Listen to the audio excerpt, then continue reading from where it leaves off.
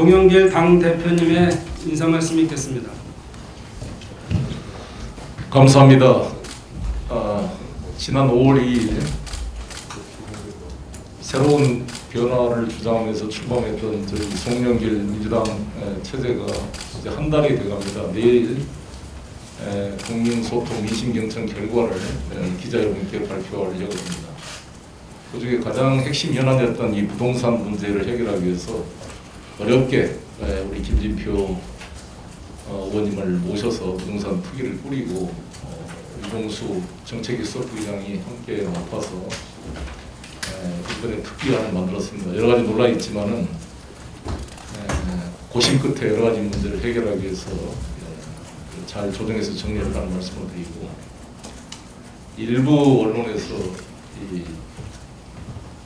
부동산 부자 감세 이런 논란이 있습니다만 실제 내용을 보면 첫 번째, 종부세 같은 경우에 2세대 2가구 이상 된 경우는 부동산 종부세 합산 6억을 그대로 유지하고 있습니다.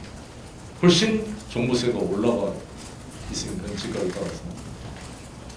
그 다음에 양도소득세 같은 경우에 2가구 2주택의 경우에 1년 미만 양도할 경우에 45%에서 65%까지 인상이 됐습니다. 세 가구 때는 75%까지 인상이 그대로 적용이 됩니다.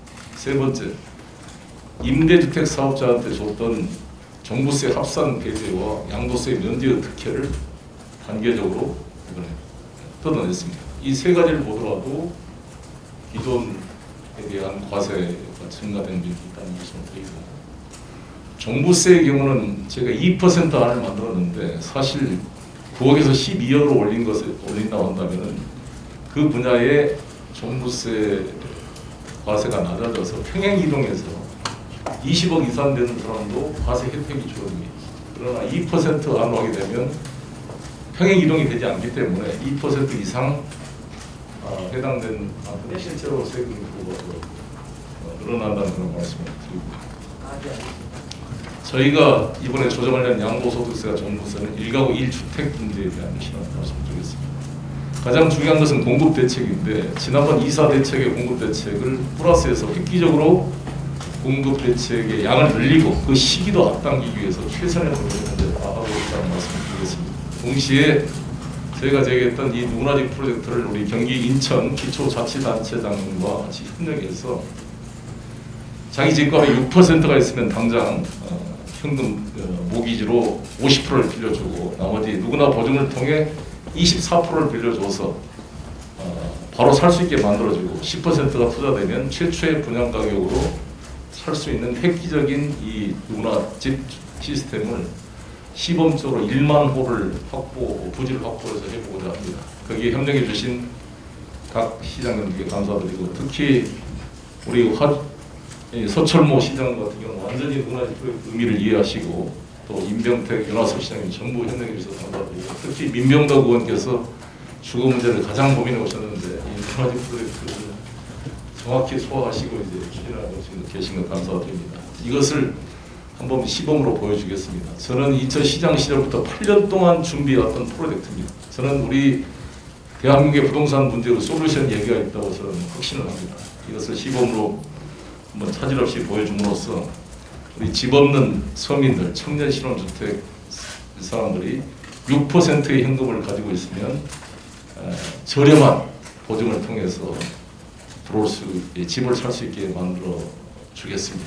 시범을 보여주겠고, 6%니까 94% 빚내라는 소리냐 이렇게 일부 언론이 쓴 경우가 있는데 그게 아니고 50%는 SPC가 장기 모기지로 빌리기 때문에 개인 LTV에 포함되지가 않습니다. 단지 30% 전세 보증금 중에 6% 이자 담보용 현금 빼고 24%는 신용등급에 차별 없이 누구나 보증을 통해서 24%는 3% 이하로 대출을 받을 수 있기 때문에 실제로 저렴하게 살 수 있는 그런 구조를 만들어라는 말씀을 드리겠습니다.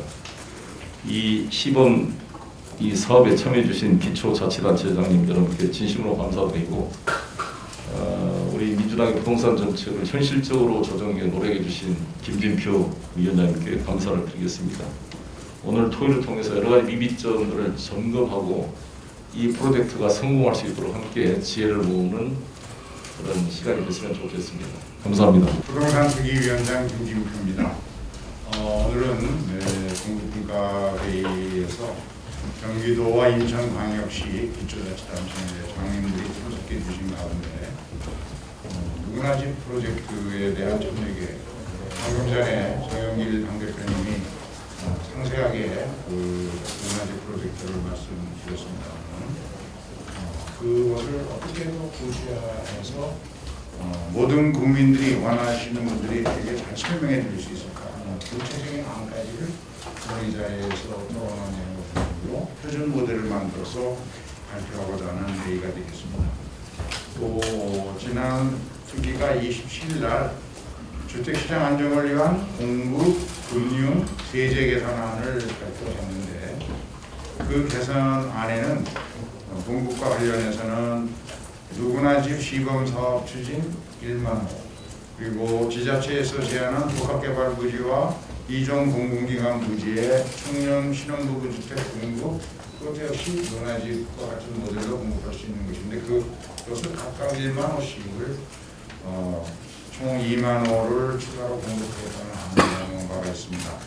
그런데 언론에서 이 자리에 많은 언론인이 계십니다만 이 내용이 너무 어려워서 그런지 관심을 안 기울였는데 사실은 많은 문의가 저희한테 들어오고 있습니다. 어떻게 된 거냐, 어느 지역에 왔느냐, 그래서 오늘 참석하신 이런 기초자치단체 장인들과 토론을 거쳐서 내용이 좀 더 명확하게 되면 빠르면 10일 정도의 아주 상세한 내용을 지역별로 어떤 방법과 조건으로 분양을 하고 몇만 원으로 하고 언제 하고 입주는 언제 되고 이런 것들을 상세하게 발표하는 그런 그것을 위한 준비회의라고 말씀드릴 수 있겠습니다. 이 누구나 집 프로젝트는 지금 정부가 그동안 3기 신도시라든가 이사대책 등으로 총 205만 가구를 신규 공급하는 계획이 발표되어 있고 그중에 이사대책이 가장 최근에 발표되고 중심을 이루고 있는데 이 대책은 시장에서 굉장히 반응이 좋습니다. 그런데 문제는 과거에 시행했던 많은 주택 공급 방법이 그것이